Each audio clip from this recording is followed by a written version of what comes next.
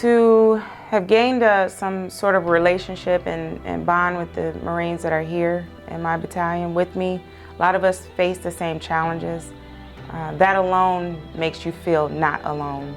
To feel like you have another family here, even outside of blood.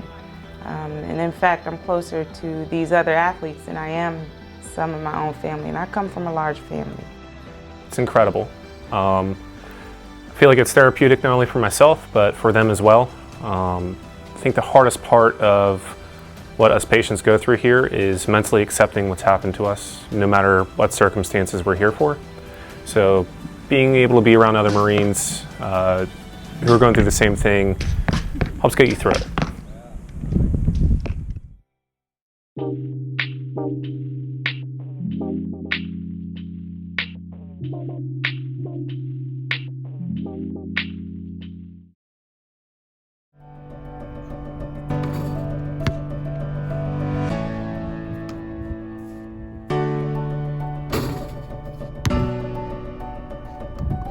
Since the beginning and going through the year and a half plus of dealing with the pandemic, I would have to say that program operations have really, we've exceeded our operations because of the fact that many of the services that we support service members with, we've had to go through and do it from a virtual perspective. And so we've kind of mastered that technique at this point, and also work with our military department's Wounded Warrior programs to assist them in developing their virtual activities as well. But I think the people that are large and in charge here are you all, and all the things that you do to support the events, the staff, the leaders, and those that make it possible for you to get out here and do what needs to be done for yourself. I do certainly wish each and every one of you the best. I'm glad the Lord blessed us today with a little sunshine, and I know that all of you are going to do a great job, and I'm going to say, let's just get after it, okay? Right. How about we do that? Awesome. Okay. And so I would say over the last year and a half, the biggest strength that we have was being able to adapt and being flexible enough to make sure that we could support our service members, families, and caregivers with creating virtual activities and virtual support systems, as well as interfacing with face-to-face when we could.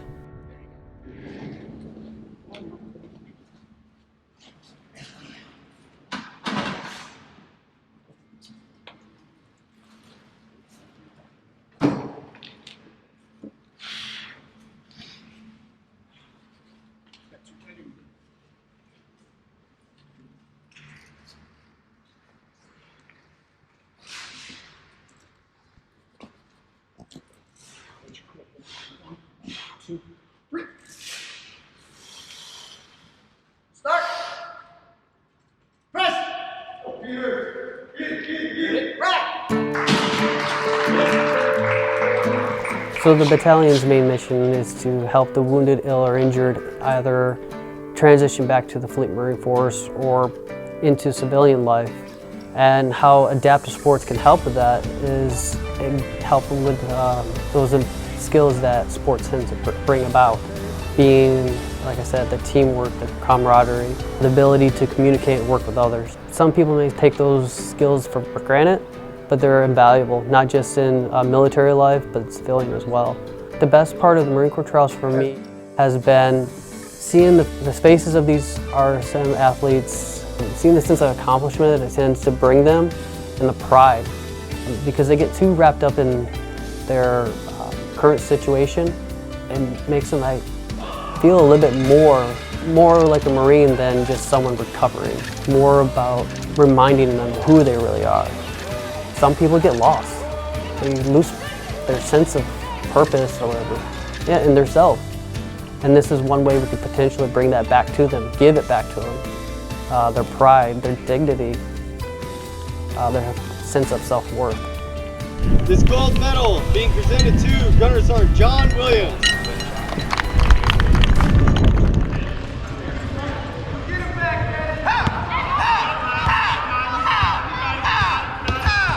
I did 2 years straight in Iraq from 2004 to 2006.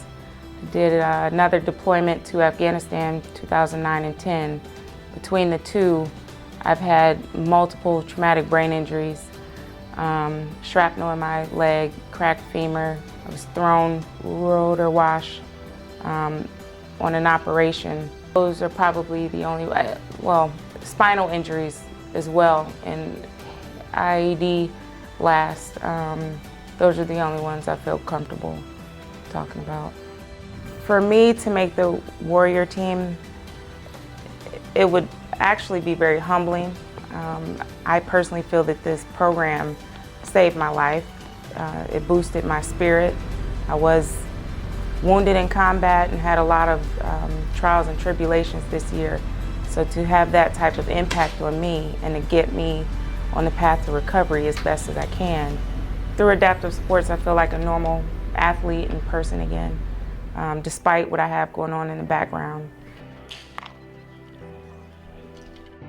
COVID-19 has been a threat. For my family alone, I lost 5 people. To fight not only that, depression, the reality, and not knowing, you know, am I doing enough to keep myself safe and my own child safe, was terrifying. I think that we can get to a better space if everyone's doing their part, but for me, staying active is what really helps out. I refuse to succumb to those type of injuries, if I can help it, and God willing. So it's definitely a threat. Karma. Stop. Yeah. I have one daughter, 10 years old. Her name's Naomi. She's my biggest cheerleader and critic. So she has resilience in her genes. I want her to be able to be self-sufficient, to not let outside factors determine her worth and her ability. And by showing her that I'm doing the exact same thing, I'm hoping that she'll be motivated by that.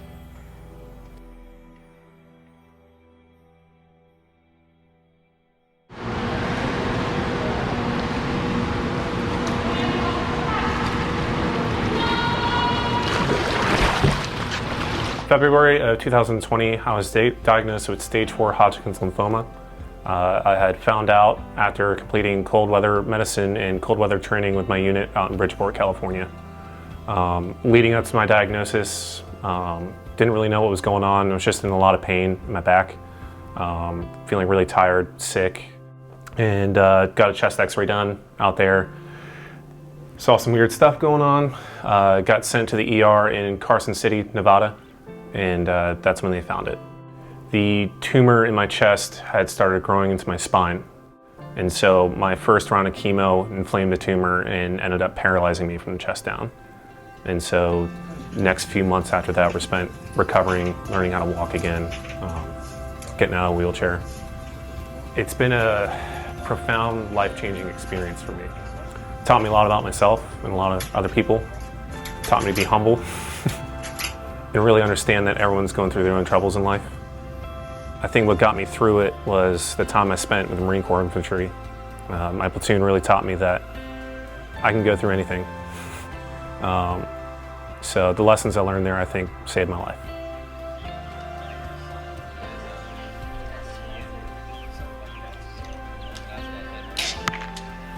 Adaptive sports has really helped my recovery. I would say the most significant one would be the pool. The pool has been incredible bouncing back.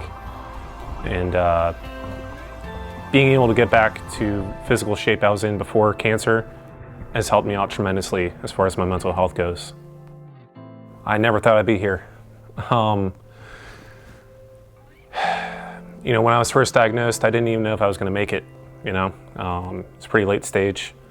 So to be here, to be able to take a shot at representing the Marine Corps in Warrior Games, it means a lot to me, it means the world to me.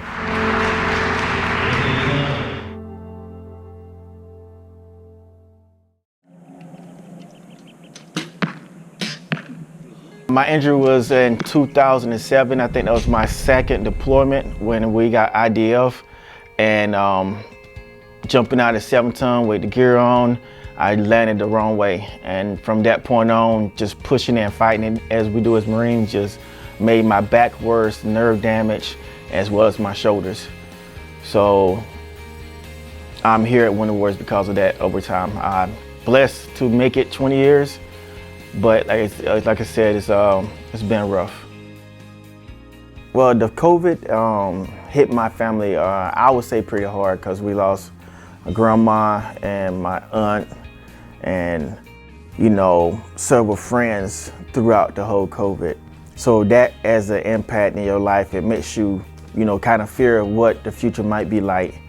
And being a person that caught COVID, it was fearful. It was the worst pain ever. I stayed in the bed. I was cold sweats, coughing. It was bad.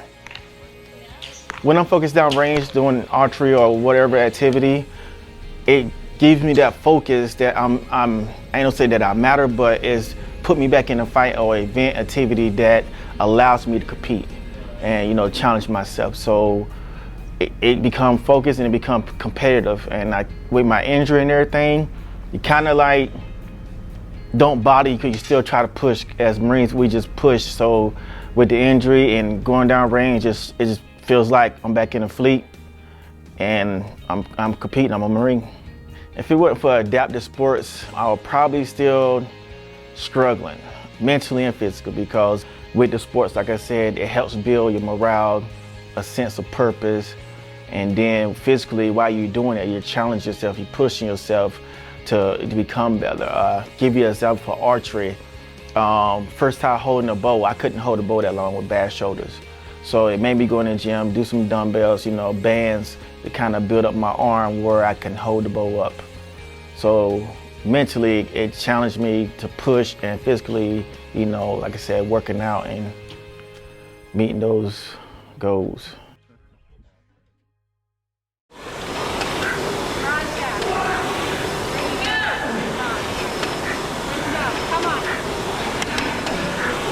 Being around other Marines, you know, learning to cope with what we've been through, it actually really helps, because you realize we've all gotten through these things together, whether we all have the same condition or completely different conditions or injuries.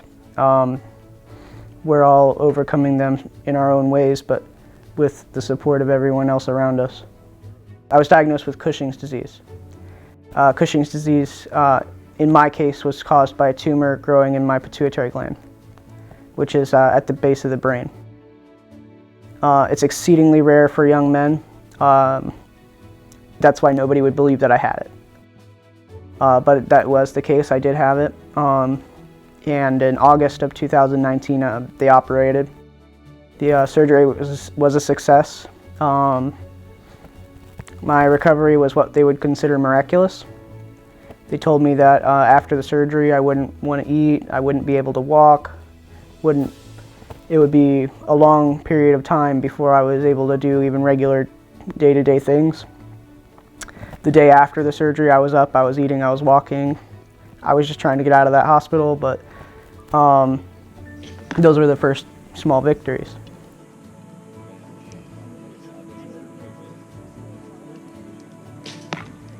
For me, the competition, it reminds me of who I was before I was ill. I used to do these kinds of competitions in high school, and when I enlisted I didn't do them anymore, and now to come back 5 years later and pick it up and be kind of just where I left off, it's relaxing, but it also really helps my confidence.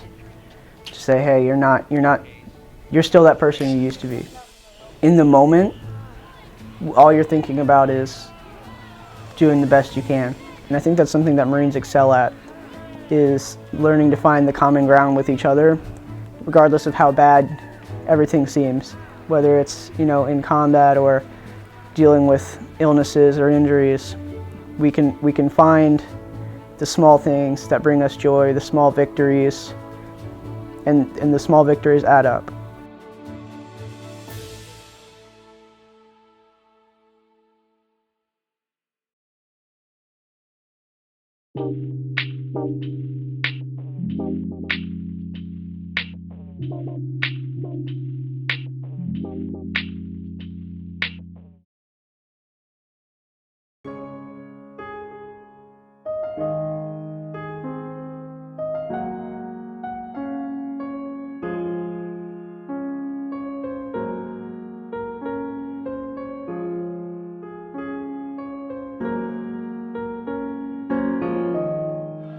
So one of the things that would be really interesting to me is to see how this whole Warrior Games event is going to be conducted given the pandemic, and what precautions are going to be in place for participants, for their family members.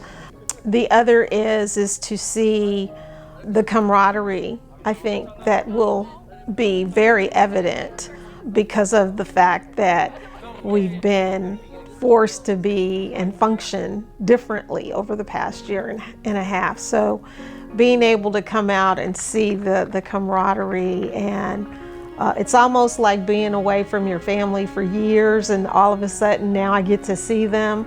I think that that's probably one of the things that I would like to see most, more so than the competition. Because I think when people come together with like interest, and they come together and they haven't seen each other in a long time, it's a renewed sense of life again. It's a reunion, and it's a motivating factor as well.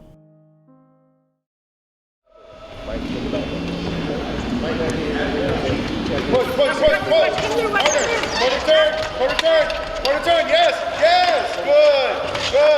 good, keep going, it's okay. I love this sport so much, and I know what it's brought to me that I want to share with them. If someone said, hey, we can't pay you, I'd be like, great, that's fine, I'll still make it out there, because I'm able to talk to different Marines and staff members from, you're talking about kids that are 20 all the way up to their 40s, Marines that are Master Sergeants down to your Lance Corporal, PFC, and I'm able to affect all of them in the positive way, and I get good feedback. So I'm very happy and excited to be here to be able to do that. And of course, just honor and a privilege, really. I've always heard other staff and other coaches saying that. I'm just like, honor and a privilege, like why? You know, like why? But now that I'm older and I'm in the coaching positions, like this doesn't come around often. You just can't sign up for this. You really gotta, it's only selected few that get to come teach the few. So it's a small world. It's really a small world. So you do develop a sense of appreciation and just respect for the program and what could be and what is.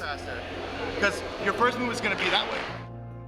I was deployed to Afghanistan in Helmand Province in Kajaki district. It was August 10th, 2012. We're doing a clearing mission, and on the way back, I stepped on an improvised explosive device and lost both legs above the knee immediately. I always tell this funny story how my son was talking to this gentleman. He was in a wheelchair, and I can't remember his condition, but he was non-responsive. He wasn't talking. He couldn't move or anything. And my son sat there for 30 minutes just talking to him. It's like, you know, and he's talking, and finally I'm just like, okay, come on, son. We don't know, but the guy maybe doesn't want to talk to him anymore, you know, or listen to him. But my son, you know, being the age he is, he didn't care what he looked like. He didn't care what he was doing. He just wanted to talk to the person, you know. So I really hope from being around this environment and knowing this many people that they continue to feel that way, because we need a little more of that in this world.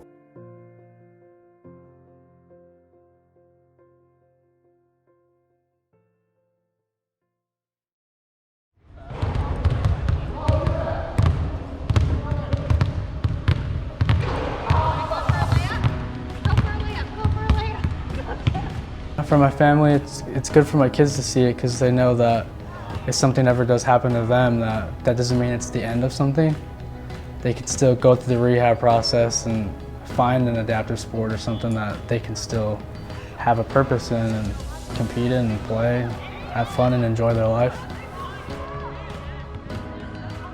It's been nice getting to talk to people because everybody is actually dealing with something, so it's not looked at any differently if you have an ache or a pain or you need to get up and take a break.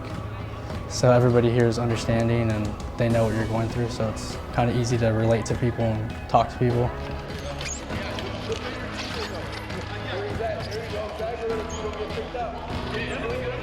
So I've had 3 different knee surgeries from various training accidents, and I'm not able to run anymore or do impact sports or impact activities, so being able to compete in basketball, playing wheelchair basketball, keeps everybody on an even playing level, lets you still play.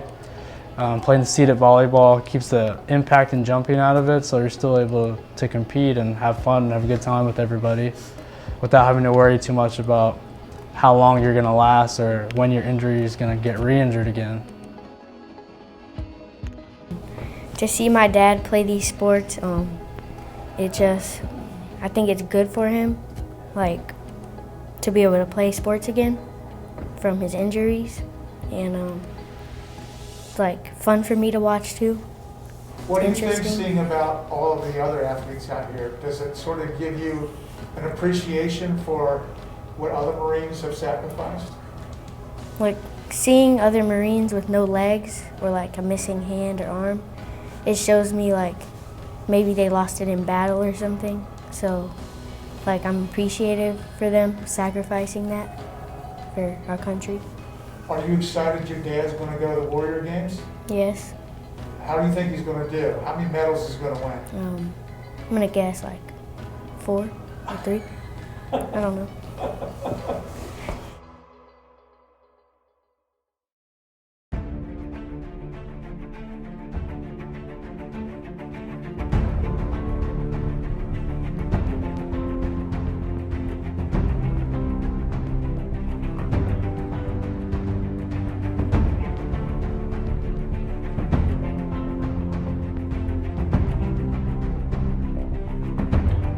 This is our first time back from a virtual training period focusing just on team sports for Warrior Games.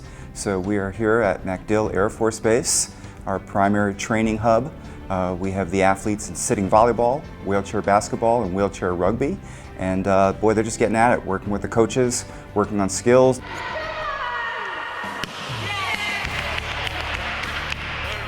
Doing some scrimmages.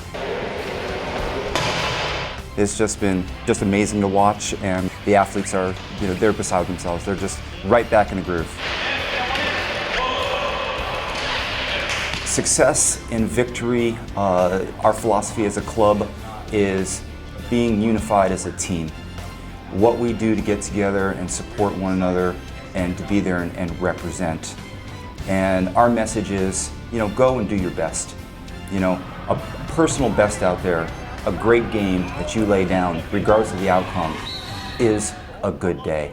1, 2, 3, go!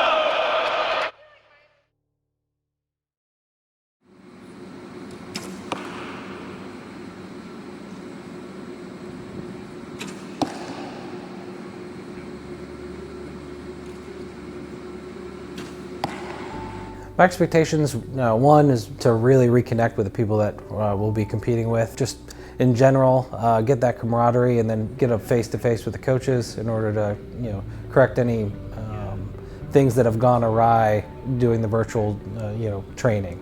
Obviously, there's some impacts to just training and coaching in general that you just can't get virtually, right? So they can't correct the little nuances, the little handhold changes and stuff like that. So I'm really trying to get, just for this camp, my expectation was to work on my form and kind of hone in on my overall skill.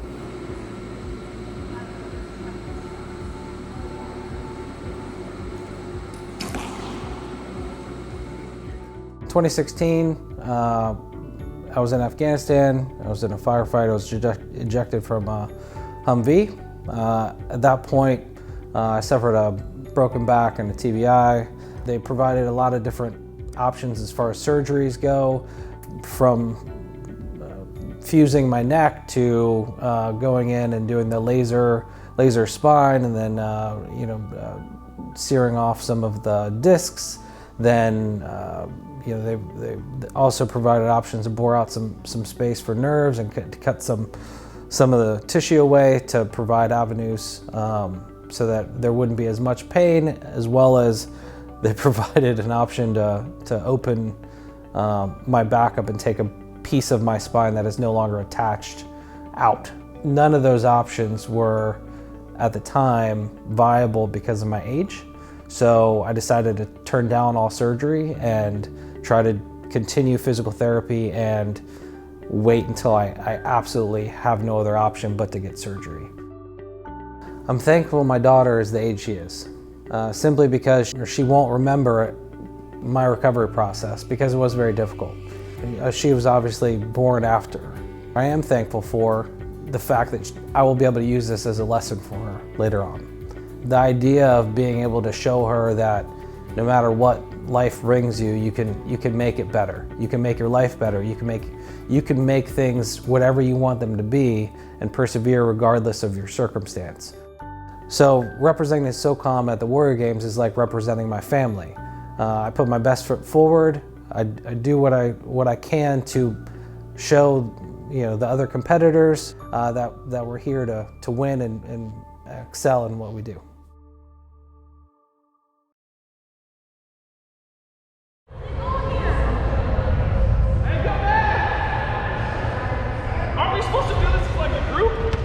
My expectations were to just, reunite with the team, come together and train for the Warrior Games. It's hard to not practice a team sport and show up and expect to perform as a team. So it's nice to get together and figure out how to play with each other.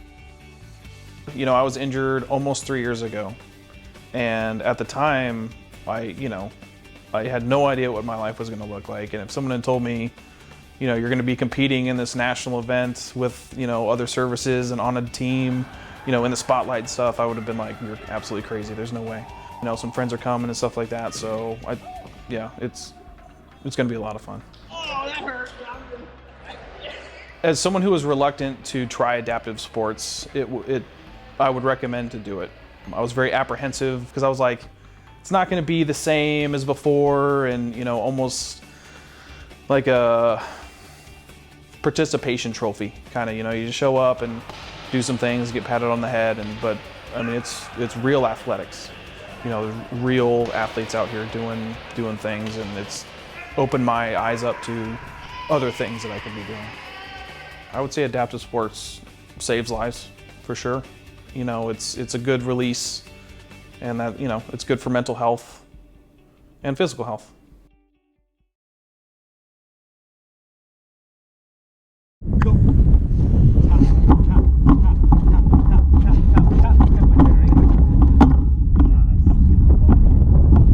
I was fresh out of the Army in January of 2021.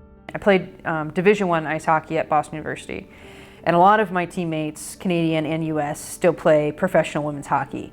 And I was just watching them online one night, and I got upset because if I hadn't have joined the Army, if I hadn't have had my airborne accident, I would probably still be playing out there with them. And so I, of course, went to bed pretty upset, but then the next morning I was like, well, what can I do with this? And I started on the Paralympic website, just looking up what disabled people do for sports. And I came across a bunch of different sports, and then I got connected with the Warrior Care Coalition, and they got me involved in the Warrior Games. My first major injury was at Fort Bragg, North Carolina.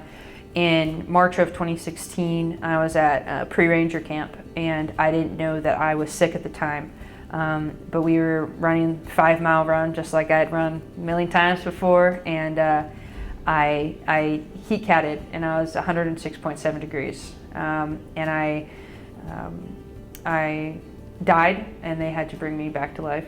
And obviously, when you remember that experience happening and facing death, and coming back, that is very mentally challenging. And so after that first injury in 2016 as a lieutenant, it took me years to adapt back to managing. You don't get rid of PTSD, but you manage it. I fought back and mentally and physically prepared myself to deploy twice after that and attend other high-level camps. And then when I got back from my deployment in Africa, I was doing a Black Hawk jump at Fort Bragg in October of 2017, and I had a bad landing, and I caused a lot of damage in my lower back.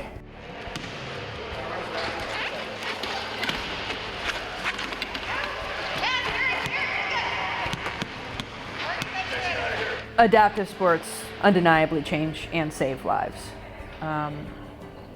There are a lot of folks who, when you look at them, they look fine, or they look like they're just kind of limping around. And what you don't know is what's going on inside of them and how long they've been trudging through that difficult journey. And something beautiful about sports is that they're a little vulnerable. And in those moments when, you're out on the track in the rain, like I was yesterday with my coaches, and, you're learning a new skill, you're looking people in the eye and they're looking at you and they can see you, even though you're disabled, even though, you're not the best athlete in the world, you're an adaptive sports athlete, and they have so much respect for you for getting out there and trying. And so just to even be seen undeniably changes and saves lives.